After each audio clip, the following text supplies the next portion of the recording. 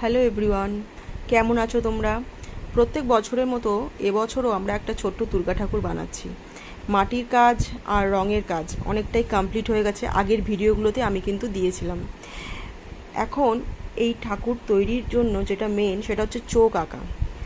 আসলে খুব ছোট কাজ তো, মানে খুব সূক্ষ্ম কাজ, অনেকটা ধৈর্যের দরকার পড়ে। এই চোখ আঁকা অনেকটাই কমপ্লিট হয়ে গেছে। এরপরে আজকে আমরা সাজটাও পরিয়ে দেবো।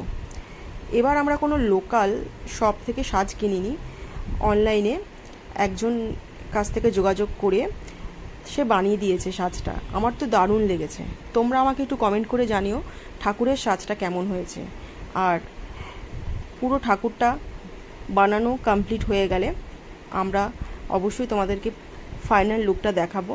তার আগে দেখো যতটা হয়েছে তোমাদের কেমন লাগছে। Thank you.